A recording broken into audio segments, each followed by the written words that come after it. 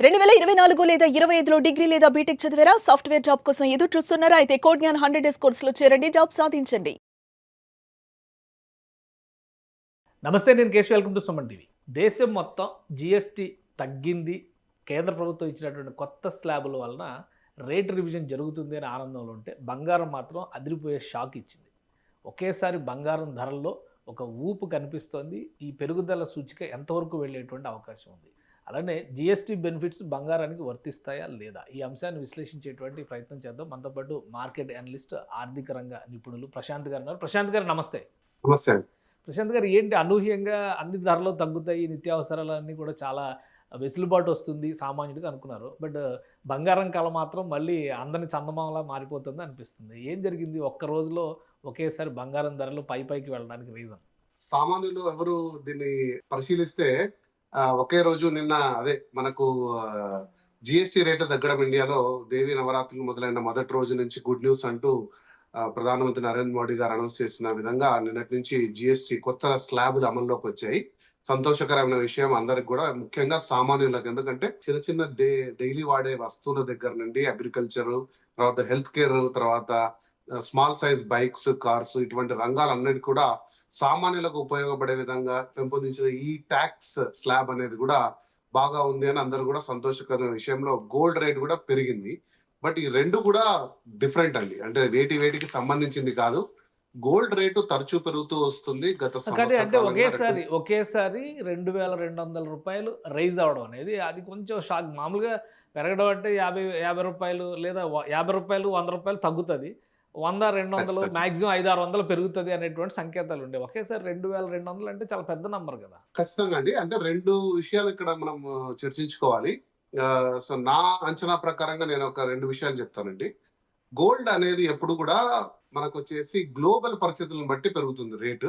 మీరు ఏదైనా కూడా సడన్ సర్జ్, అంటే ఒక దేశీయంగా సడన్ సర్జ్ మనం చూసామంటే కూడా అది టెంపరీ మాత్రమే. అంటే ఇప్పుడు ఏదైనా సరే గోల్డ్ కి తరతరాలుగా మనం చూస్తున్న సీజన్ దసరాతో మొదలుకొని దంతేరాస్ అంటారు, దీవాళి సీజన్ వరకు ప్రతి సంవత్సరం కూడా గోల్డ్ కి అధిక డిమాండ్ ఉంటుంది. మనం ముందుగా చర్చించుకోవాల్సిన విషయాలు, నిన్న మొదటి రోజు అంటే ఈ దసరా నవరాత్రుల్లో మొదటి రోజు, ఇది సామాన్యంగా అందరూ కూడా గోల్డ్ అనేది కొనే పీరియడ్ అండి. ప్రతి సంవత్సరం కూడా ఈ 15 days 30 days ఖచ్చితంగా గోల్డ్ రేట్స్ అనేటివి ఇండియాలో డిమాండ్ ఉంటుంది. మీరు ఈ జిఎస్టీ సంబంధం లేకుండా, గ్లోబల్ పరిణామాలు సంబంధించకుండా. అలా కాకుండా రెండో విషయం మనం చూస్తే, లాస్ట్ వీక్ మనం అనుకున్న విధంగా, ఒకసారి చర్చించుకున్న విధంగా యుఎస్ లో వచ్చేసి ఫెడ్ రేట్స్ కూడా ఒక 25 basis points తగ్గడం జరిగింది. సో ఎప్పుడైతే ఫెడ్ రేట్స్ కట్ అవుతాయో ఆర్థికంగా కూడా కొంచెం వెసులుబాటు వస్తుంది. క్యాష్ అంటే డాలర్స్ అనేటివి మార్కెట్ లోకి ఎక్కువ పెరుగుతాయి. అలా పెరిగినప్పుడు డాలర్ వాల్యూ కొంచెం తగ్గి ముదుపర్లందరూ కూడా, రీటైలర్స్ అందరూ కూడా బంగారం వైపు, అంటే సెకండ్ హైయెస్ట్ ట్రేడెడ్ కరెన్సీ అండి ప్రపంచంలో. First highest traded currency is dollar. ప్రతి మనిషి తన దగ్గర ఉండాలని కోరుకునేది ప్రపంచంలో దేశాలు, ప్రతి దేశం కోరుకునేది first US dollar. Second highest trade currency is gold.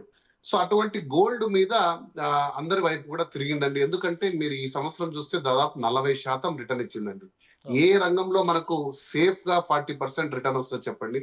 ఎంత పెద్ద వ్యాపారాలు చేసినా కూడా ఈ రోజు 10-20% వస్తే గ్రేట్. అటువంటిది ఒక 40% రిటర్న్ వచ్చిన ఐటమ్ మీద ప్రతి ఒక్కరు కూడా మనసు పెట్టుకున్నారు. అలాగే దేశీయంగా కూడా ఈ సరళీకృతమైన జిఎస్టీ విధానం వల్ల కొంచెం ఆర్థికంగా ఊపు అందుకున్న రోజు, అంటే మొదటి రోజే అంత డబ్బు వచ్చిందా మార్కెట్ లో కంటే చెప్పలేం, కానీ ఆ మైండ్ సెట్ అనేది క్యారీ అయింది. కొంచెం మనకు కూడా మిగిలే మా ఇంటికి ఒక 500, 1000, 2000, 5000, 10,000 మన అవసరాలను బట్టి ఒక ఆలోచన సరళి మారి అందరూ కూడా గోల్డ్, ఇంకోటి ఏంటంటే ఇంకా ఎంత పోతుంది అనేది ఎవరు అంచనా వేయలేకున్నారు. అంటే మార్కెట్ నిపుణులు కూడా, మేము కూడా ఒక అంచనా వేసుకున్నాం, 1,10,000 రావచ్చు దీపావళి కొనే లోపల.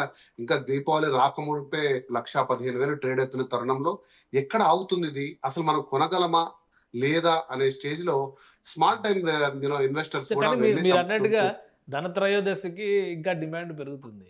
అప్పటి వరకు రేట్ కరెక్షన్ ఇంకా పైకి వెళ్ళే అవకాశం ఉందా, లేదా ఏమన్నా రెగ్యులేట్ అవుతుందని ఆశించవచ్చా? ఎందుకంటే ఈ డాలర్తో కంపేర్ చేసి చూసినప్పుడు కొంతవరకు డౌన్ అవుతుంది అని కొన్ని సంకేతాలు కూడా అంటున్నారు. కరెక్షన్కి ఏమైనా ఛాన్స్ ఉందా అసలు? 100% అండి. ఇది ఎప్పుడైతే గోల్డ్ అనేది ఒక కన్సిస్టెంట్ గా రిటర్న్ ఇస్తుందండి గోల్డ్.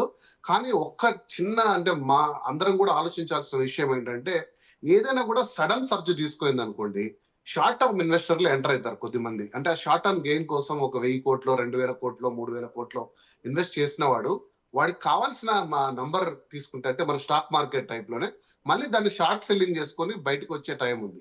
అలాంటి సందర్భాల్లో మనకు కొంచెం ఇబ్బందికర అంశం ఉంది. ఎందుకంటే ఇంత స్టీప్ ఇంక్రీజ్ ఉన్నప్పుడు కొంచెం డిక్రీజ్ అయ్యే సందర్భం ఉంది. కానీ లాంగ్ రన్ లో గోల్డ్ ఇక వెను తిరిగే అవకాశం అయితే లేదండి. నేను చాలా మంది మార్కెట్ నిపుణులు చాలా అనాలిసిస్ నేను చూశాను. భయపెట్టారు చాలా మంది. 50,000కు వచ్చేస్తుంది, 60,000కు మీరు నష్టపోతారు అని రకరకాలుగా భయాలు క్రియేట్ చేస్తున్నారు. అలాంటివి ఏం లేవండి. ఖచ్చితంగా అయితే పడిపోయే స్థాయికి అయితే రాదు. కానీ ఈ కరెక్షన్ అయితే స్మాల్ టైం కరెక్షన్ చేసే అవకాశం అంటే ఉంది. ఒకేసారి కానీ 2200 పెరిగింది కాబట్టి కరెక్షన్ కూడా ఆ స్థాయిలో ఉంటుందని ఆశించవచ్చా? ఆ స్థాయిలో అయితే మనం గత 2 సంవత్సరాలుగా చూసామండి. ఒకే రోజు 1800, 1700 పెరిగిన రోజులు కూడా ఉన్నాయి. కానీ ఏ రోజు కూడా ఆ స్థాయిలో కిందికి వచ్చిన సందర్భం అయితే గోల్డ్ లేదు. కానీ స్టెబిలైజ్ అంటే ఈ 2000 పెరిగింది, ఇంకొక 10-15 రోజులు పెరగకుండా, ఇంకొక నెల రోజులు పెరగకుండా ఉండే సందర్భం ఉంటుంది ఏమో కానీ సడన్ గా పడిపోయే సందర్భం ఉండదు. అన్లెస్ ఒక్క కరెక్షన్ నేను చెప్తానండి. ఈ ప్రపంచంలో అన్ని దేశాలని అన్ని రేట్లను శాసించగల స్థాయి ఒక అమెరికాకు మాత్రమే ఉంది. ఎందుకంటే వాళ్ళ దగ్గర ఎవరికి లేని విధంగా దాదాపు నాకు తెలిసి 8,000 టన్నుల బంగారం ఉంది. వాళ్ళకు 1000 టన్నులో 2,000 టన్నులు సెల్ చేయాలనుకున్నారు అనుకోండి, ఖచ్చితంగా ప్రైస్ ని కిందికి తీసుకొచ్చే టాలెంట్ అయితే వాళ్ళకు ఉంది.